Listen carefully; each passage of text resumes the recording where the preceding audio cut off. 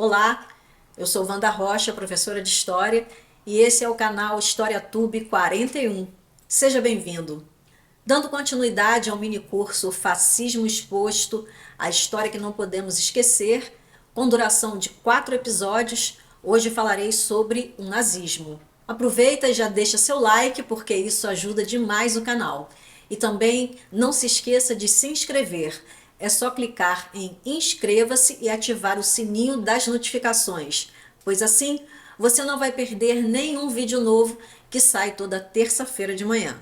Vem comigo se você quer entender um dos capítulos mais sombrios do século XX e refletir sobre os perigos do autoritarismo no nosso tempo. É logo após a vinheta.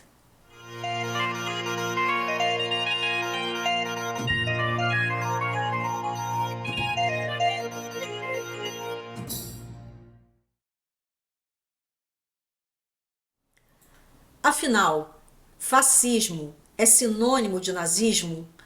Por que usamos tanto o termo nazista e por que essa expressão chega a ser criminalizada? No Brasil, a apologia ao nazismo é crime inafiançável, de acordo com a Lei 7.716 de 1989. No vídeo anterior, eu falei sobre o primeiro fascismo, que foi o italiano, e delimitei alguns pontos sobre, afinal, o que é fascismo. Falei também que a palavra fascismo deriva de um instrumento usado no Império Romano, o fascio, e tem Mussolini como o grande idealizador. No vídeo de hoje, falarei sobre o nazismo, uma ideologia que prometia um império milenar, pureza racial e a redenção de uma nação humilhada. Mas o que começou com discursos inflamados e símbolos poderosos terminou em genocídio, guerra mundial e milhões de mortos. O nazismo não surgiu do nada. Foi um processo que explorou crises econômicas, medos sociais e falhas democráticas. Nazismo, então, é o nome pelo qual ficou conhecido um movimento político que surgiu na Alemanha entre as duas guerras mundiais do século XX e é considerado pelos estudiosos como uma forma de fascismo. As ideias que fundamentaram o nazismo já existiam na Alemanha muito antes desse movimento surgir. Um dos fatores que levaram à eclosão dessa ideologia foi a situação da Alemanha no período após a Primeira Guerra Mundial. A República de Weimar foi um período da história alemã que durou de 1918 a 1933, marcado pela transição da monarquia constitucional para uma república democrática parlamentar. Foi assim chamada porque a Assembleia que elaborou a Constituição se reuniu em Weimar, uma cidade alemã. No final da Primeira Guerra Mundial, a República de Weimar surgiu como resultado da derrota alemã e da subsequente abdicação do Kaiser Guilherme II, que foi o último imperador e líder do Império Alemão, o Segundo Reich. A Revolução de Novembro de 1918, que derrubou o governo imperial, estabeleceu as bases para a República de Weimar. Essa república enfrentou sérias dificuldades econômicas, como a inflação e a crise da dívida de guerra, que afetaram a vida da população alemã. A instabilidade política e econômica, aliada à crescente popularidade do Partido Nazista, liderado por Adolf Hitler, contribuiu para a queda da República de Weimar. A crise econômica de 1929, conhecida como a Grande Depressão, agravou a situação da República de Weimar e aumentou a insatisfação popular. O partido nazista, liderado por Hitler, aproveitou a crise para ganhar apoio popular e crescer politicamente. Em 1933, Hitler foi nomeado chanceler pelo presidente Hindenburg, marcando assim o início do fim da República de Weimar. Após a ascensão de Hitler ao poder, ele rapidamente aboliu as instituições democráticas da República de Weimar e instaurou o regime nazista na Alemanha. A Alemanha perdeu a guerra e foi forçada a aceitar condições humilhantes de paz no Tratado de Versalhes. Entre as imposições do tratado estava o desmantelamento da indústria bélica alemã para que não pudessem mais realizar ações ofensivas. Os alemães também foram obrigados a pagar uma indenização bilionária para os países vencedores. Essas condições, consideradas excessivas, causaram muito ressentimento nos alemães. Havia até grupos que negavam que a Alemanha tivesse perdido a guerra. Segundo eles, a revolução que levou à queda da monarquia tinha atraído os alemães ao assinar o armistício 2 dias depois da proclamação da República. Segundo a visão desses grupos, os principais culpados eram os comunistas e os socialistas, que faziam parte dos grupos republicanos. Em consequência da guerra e das imposições das nações vitoriosas, a Alemanha viveu uma crise constante durante o período da República de Weimar. O sistema político da República de Weimar era instável, com partidos fragmentados e frequentes mudanças de governo. O bloqueio ao comércio externo durante a guerra já tinha causado fome na população e grandes danos à economia. A produção industrial, por exemplo, caiu para níveis de 40 anos antes. A cada pagamento de guerra, a moeda alemã perdia cada vez mais valor, porque o governo era obrigado a imprimir moeda sem ter reserva.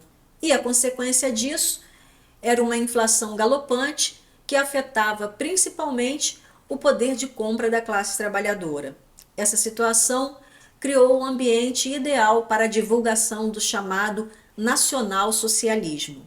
O nome nacional-socialista foi usado para se opor aos socialistas. Muita gente se confunde com este nome porque acha que, sendo nacional-socialista, seria um partido de esquerda. Mas não é. Todos os discursos do Partido Nacional Socialista dos Trabalhadores era contra a esquerda. Eles são anti-esquerda. Aliás, os comunistas são sempre as primeiras vítimas dos fascismos. Diferente do fascismo italiano, no nazismo, o nacionalismo se reflete numa característica marcante, que é a crença na superioridade racial dos povos germânicos, que seriam supostamente mais puros e mais perfeitos que todos os outros povos da Terra. As bases dessa crença estão nas teorias do racismo científico que se fortaleceram no século XIX. Segundo essas ideias, seria possível determinar que algumas pessoas são naturalmente mais aptas por suas características físicas e, portanto, superiores às outras. Hoje, essas teorias são consideradas pseudociências, porque elas não usam o método científico. Pelo método científico, as hipóteses são construídas a partir de observações que são testadas para ver se elas funcionam ou não. O racismo científico fazia o contrário, partia da hipótese de que existem povos superiores e depois selecionava as observações que sustentavam essa tese, excluindo as contradições. Esse pensamento era popular na época do romantismo, em que as ideias nacionalistas eram muito fortes. Toda nação queria demonstrar de que maneira o seu povo era melhor que o outro. E nada melhor para isso do que ter um estudo pseudocientífico corroborando o seu ponto de vista. E se existiam povos superiores, obviamente deveria haver povos inferiores. E não por acaso eram justamente aqueles que não tinham uma posição de poder. As principais vítimas, pelo menos na Europa, eram os judeus, os membros de uma nação sem pátria. Desde a Idade Média, os judeus sempre acabavam levando a culpa por tudo que acontecia de errado, da peste negra até crises econômicas e guerras. Esse ódio generalizado contra os judeus é chamado de antissemitismo. O antissemitismo encontra, claro, fundamento no racismo científico. E qual seria então a raça superior? Seriam os descendentes dos povos proto-indo-europeus, a chamada raça ariana. Você já deve ter ouvido falar. Hoje, com o avanço dos estudos genéticos, essa ideia não faz o menor sentido, mas na época ela era bastante popular, não só na Europa, mas nos Estados Unidos e até mesmo aqui no Brasil. Nas primeiras décadas do século XX, alguns grupos nacionalistas alemães começaram a defender que os germânicos seriam os descendentes mais puros dessa suposta raça ancestral. E essa pureza precisava ser defendida. Por isso, o sangue germânico não deveria se misturar com raças inferiores, como a dos judeus e a dos eslavos. Para eles, degeneradas eram as pessoas portadoras de deficiência, pessoas com problemas mentais e homossexuais, por exemplo. Todos eles deveriam ser proibidos de casar e ter filhos. O nazismo, então, é a forma alemã de fascismo. Hitler foi um grande admirador de Mussolini. Algumas características são mais especificamente alemãs, apesar de haver antissemitismo na Itália também. O nazismo tornou o antissemitismo uma base da sua proposta. Isso é muito importante dizer. É muito importante a gente dizer, o culto à morte é próprio do nazismo. O nazismo não é um sistema racional de reelaboração do Estado. É uma ideia de unidade em que existe a negação da vida, esta espécie de culto a tudo aquilo que seja forte e desconfiança de tudo aquilo que seja vital ou complexo. O nazismo é a ideia de unidade absoluta, eliminando e não apenas perseguindo, mas eliminando todos aqueles que eram contrários a esta ideia. A chamada solução final, ou seja, o plano de destruir todos os judeus nas áreas controladas pelos alemães, já é de plena Segunda Guerra Mundial. Mas muito antes da chamada solução final, os nazistas já diziam que ciganos, testemunhas de Jeová, negros, bem como comunistas, homossexuais e todos aqueles que fossem considerados com deficiências mentais, infratores das leis de Nuremberg e ladrões comuns, todos eles vão para campos de concentração, cada um com um tipo de estrela de uma cor específica, e não apenas devem ser presos, mas a maior parte deve ser eliminada, ou seja, no regime nazista não se pode conviver com a diversidade.